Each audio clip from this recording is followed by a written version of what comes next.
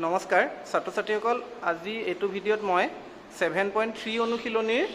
General মেথছৰ তোমালোকৰ 3 নম্বৰৰ যিটো প্ৰশ্ন সেই প্ৰশ্নটো আলোচনা কৰিবলৈ লৈছোঁ। এতিয়া প্ৰশ্নত দিছে চোৱা 0,-1, 2,1 আৰু 0,3 শীৰ্ষবিন্দু কেইটাৰে গঠিত ত্ৰিভুজটোৰ বাহুবিলাকৰ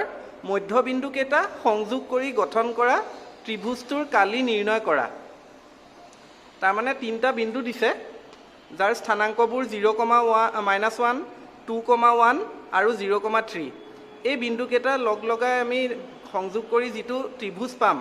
সেই ত্ৰিভুজটোৰ বাহুবিলাকৰ মধ্যবিন্দু কেইটা আকৌ সংযোগ কৰিবলৈ কৈছে। সংযোগ কৰিলে যিটো ত্ৰিভুজ পাবা সেই ত্ৰিভুজটোৰ কালিটো আমি নিৰ্ণয় কৰিব লাগে।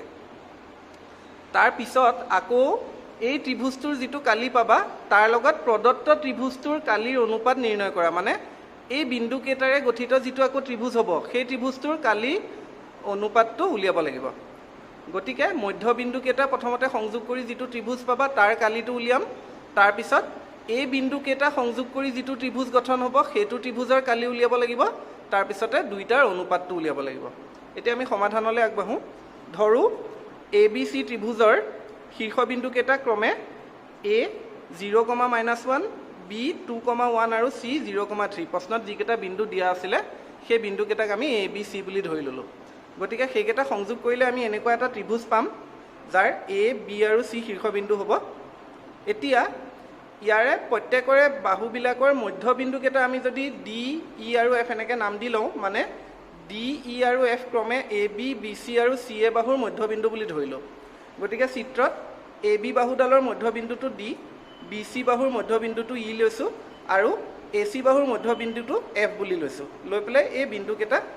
সংযোগ কৰি আমি আকৌ এটা ভিতৰত ত্ৰিভুজ পালোঁ।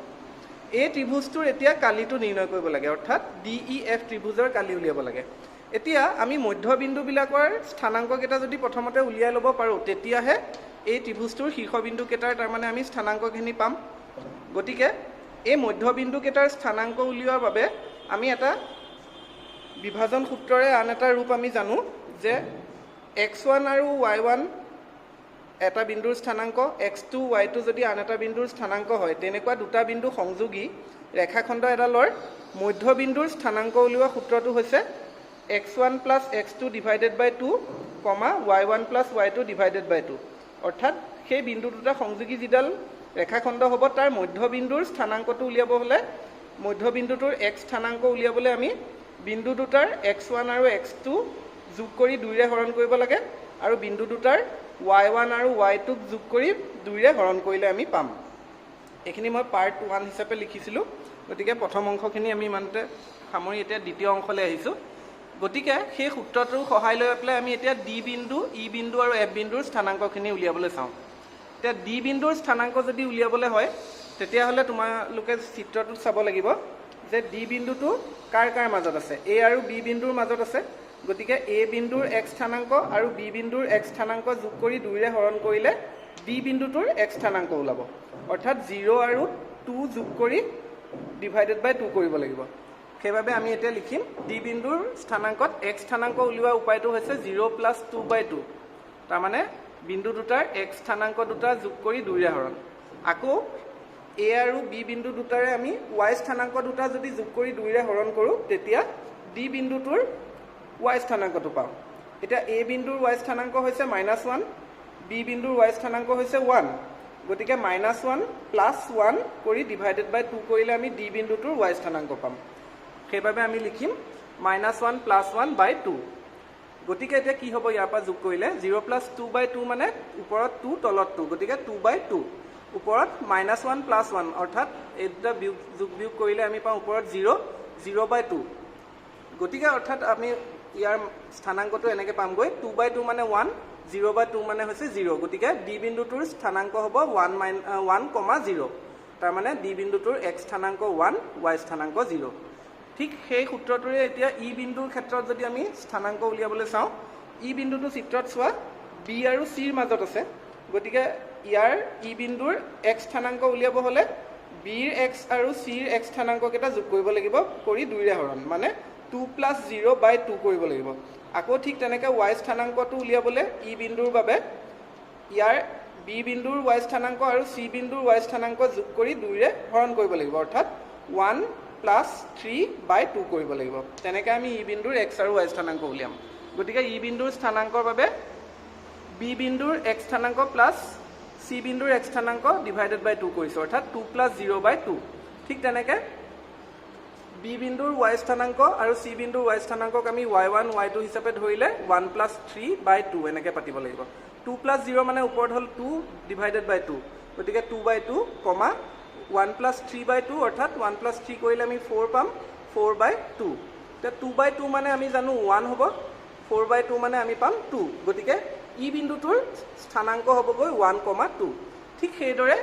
এফ বিন্দুৰ ক্ষেত্ৰত তোমালোকে স্থানাংক উলিয়াব হ'লে এফ বিন্দুটো চোৱা চিত্ৰত এ আৰু চি বিন্দুৰ মাজত আছে গতিকে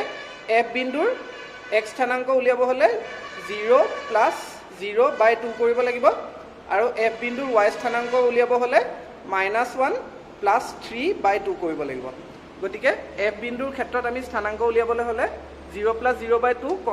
-1 + 3/2 কৰিব লাগিব এতিয়া 0 + 0/2 মানে এটো হৈ যাব আলটিমেটলি ওপৰত 0 / 2 ইয়াত হ'ব -1 + 3 অৰ্থাৎ ওপৰত 2 পাবা 2/2 0/2 মানে হৈছে 0 2/2 মানে হৈছে 1 গতিকে এফ বিন্দুটোৰ স্থানাংক হ'ব 0, 1 এতিয়া আমি এই তিনিটা বিন্দুৰে গঠিত যিটো ত্ৰিভুজ DEF সেই ত্ৰিভুজটোৰ কালিটো উলিয়াব লাগিব গতিকে কালি উলিওৱা সূত্ৰটো আছিলে হাফ ইনটু ডাঙৰ বন্ধনীৰ ভিতৰত x1 into y2 - y3 plus x2 into y3 -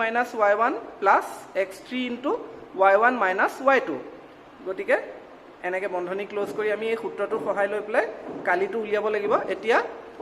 D E আৰু এফ বিন্দুৰ পৰা আমি মানবোৰ ল'ব লাগিব x1ৰ বাবে আমাৰ মান হ'ব ডি বিন্দুৰ x স্থানাংক ডি বিন্দুৰ x স্থানাংক হৈছে 1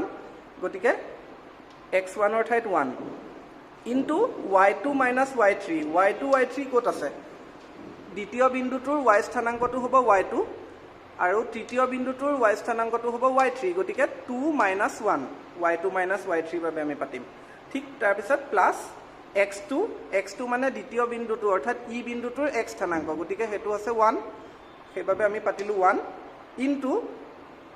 y3 - y1 y3 মানে হৈছে শেষৰ বিন্দুটোৰ y স্থানাংক অৰ্থাৎ 1 - y1 হৈছে 0 প্ৰথম বিন্দুটো ডি বিন্দুটোৰ y স্থানাংক গতিকে y3 - y1ৰ বাবে আমি পাতিম 1 - 0 plus x3 into y1 - y2 x3 মানে শেষৰ বিন্দুটোৰ x স্থানাংক অৰ্থাৎ 0 ইনটু y1 - y2 y1 হৈছে প্ৰথম বিন্দুৰ y স্থানাংক 0 মাইনাস দ্বিতীয় বিন্দুৰ y স্থানাংক 2 গতিকে 0 ইনটু 0 - 2 এনেকৈ আমি x3 ইনটু y1 - y2 ৰ বাবে মানখিনি পাতিলো এতিয়া ক্যালকুলেশন কৰা হাফ ইফালে 1 ইনটু 2 - 1 মানে 1 প্লাস 1 ইনটু 1 - 0 মানে 1 প্লাস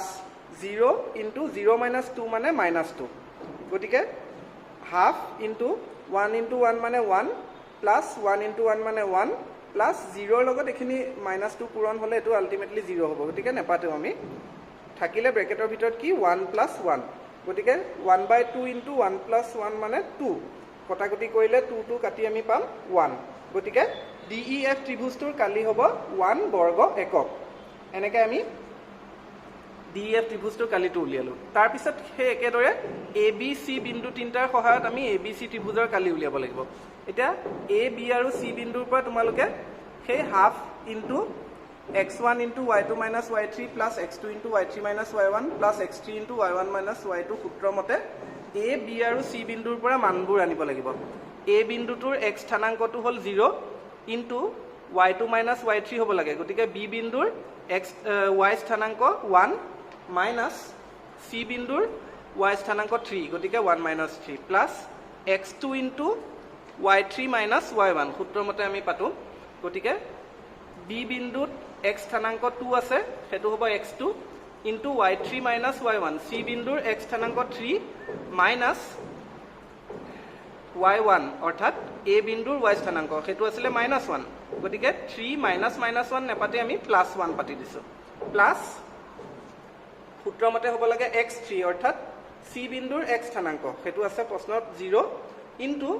y1 - y2 এ বিন্দুৰ y স্থানাংক আছে -1 মাইনাছ বি বিন্দুৰ y স্থানাংক আছে 1 গতিকে -1 -1